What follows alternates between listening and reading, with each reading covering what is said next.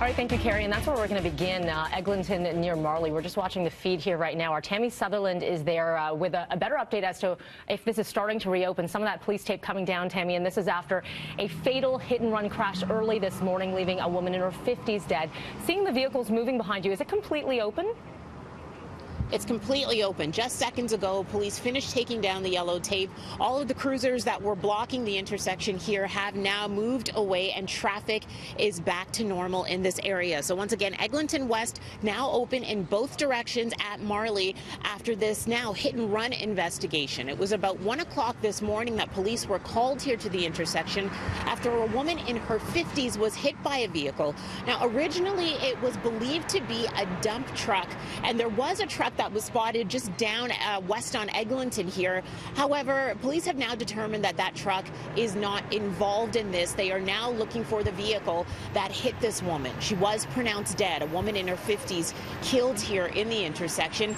Police are asking anyone with information to come forward, if you have any dash cam video as well, that may help in this investigation. They have gone around this area canvassing as well, looking for surveillance video, as well as stopping a TTC bus locally in the area here to see whether or not the incident itself was caught on the TTC bus's surveillance camera. So again, they are still looking for that vehicle. We're waiting for an update from police to get more information on a possible description of the vehicle that they're now looking for.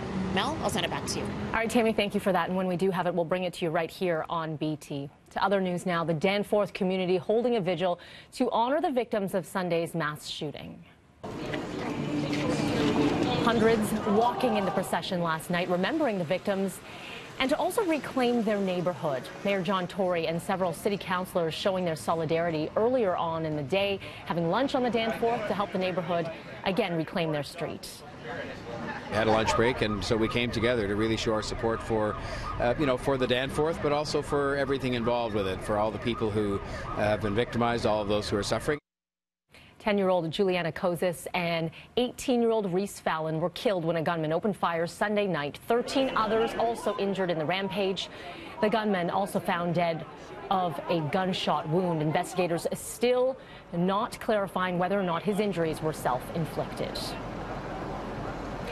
Ontario's cap-and-trade era coming to an end. The PC party introducing legislation to scrap the carbon tax, making good on one of Premier Doug Ford's campaign promises. The real winners are Ontario families. Cancelling the cap-and-trade carbon tax is the right thing to do, it's a good thing to do, and it's another example of promises made and promises kept. The cap-and-trade system aims to lower greenhouse gas emissions by capping the amount of pollution that companies can emit. If they exceed those limits, they must buy allowances. The Conservatives say the average Ontario family will see $260 in annual savings if the carbon tax is eliminated. Headley frontman Jacob Hogarth scheduled to make a court appearance in a Toronto courtroom this afternoon. The 34-year-old facing a charge of sexual interference as well as 2 counts of sexual assault causing bodily harm after 2 separate women allege he sexually assaulted them. Police arrested Hogarth on Monday. He has denied the allegations but has admitted that he has behaved poorly. Richard Kachkar, the man who fatally struck and killed a Toronto police officer with a stolen snowplow in 2011, has been granted a conditional discharge from a mental health center. In 2013, Kachkar was found not criminally responsible in the death of Sergeant Ryan Russell. Kachkar's release comes with several conditions, including reporting to a mental health center every 2 weeks. It is 7 minutes after 6. We're going downstairs to Roger and Winston.